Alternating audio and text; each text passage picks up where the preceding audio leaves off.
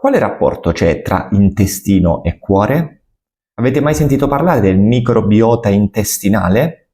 Io sono il dottor Placentino Filippo, cardiologo e aritmologo, e in questo video cercherò di fare un po' di chiarezza tra i rapporti tra le problematiche intestinali ed eventuali problemi cardiovascolari.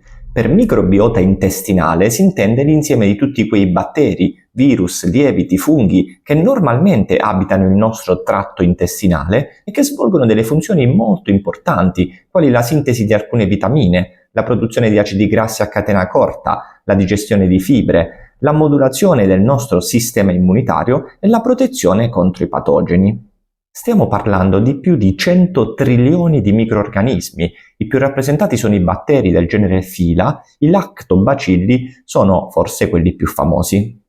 L'intestino viene spesso definito come il nostro secondo cervello, in quanto questo influenza il nostro umore, oltre che l'immunità e il metabolismo. Purtroppo alcuni fattori come la dieta sregolata, l'inquinamento, lo stress, la sedentarietà, senza dimenticare l'utilizzo di antibiotici quando non sono necessari, possono andare ad alterare la composizione del nostro microbiota intestinale e causare la cosiddetta disbiosi. La disbiosi a sua volta causa l'aumento della permeabilità dell'intestino, cioè la membrana viene alterata, quindi possono passare in circolo sia batteri oppure proteine di batteri, ancora tossine, che a loro volta causano infiammazione sistemica e risposta immunitaria da parte del nostro organismo. Senza entrare troppo nel dettaglio, veniamo a che rapporto c'è tra la disbiosi e il rischio cardiovascolare. Il passaggio di alcune endotossine, tra cui lipopolisaccaridi o ancora alcuni metaboliti quali i più famosi sono i TMAO, possono causare un aumento del rischio di aterosclerosi, cioè di formazioni di placche sui vasi del collo, del cuore come di tutti i vasi, e aumentare quindi purtroppo il rischio di ictus o infarti.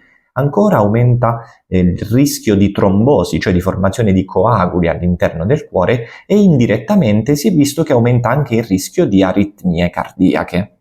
Ora la domanda nasce spontanea: ma cosa possiamo fare per evitare la disbiosi? Le accortezze sono quelle che ripeto quasi in ogni video. Si parte da una dieta sana e mediterranea, ricca di fibre, povera di grassi soprattutto saturi e povera di carni rosse. L'attività fisica regolare, il secondo punto importantissimo. Terzo punto, evitare antibiotici non necessari e soprattutto prenderli solo sotto prescrizione medica. Altre strategie, seguiti da professionisti, possono essere l'utilizzo di prebiotici o probiotici. Ma quali sono le prospettive più all'avanguardia?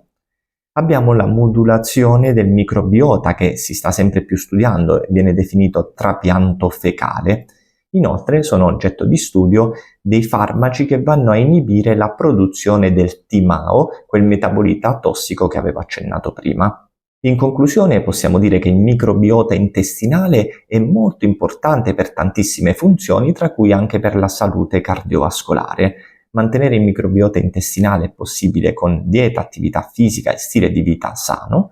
Le prospettive future sono quelle di curare il cuore partendo anche dal nostro intestino. Se vi è piaciuto questo video vi invito a condividerlo e a seguirmi sulle mie pagine social Facebook, Instagram e YouTube, Dottor Placentino Filippo, cardiologo e aritmologo. Grazie e buona salute a tutti!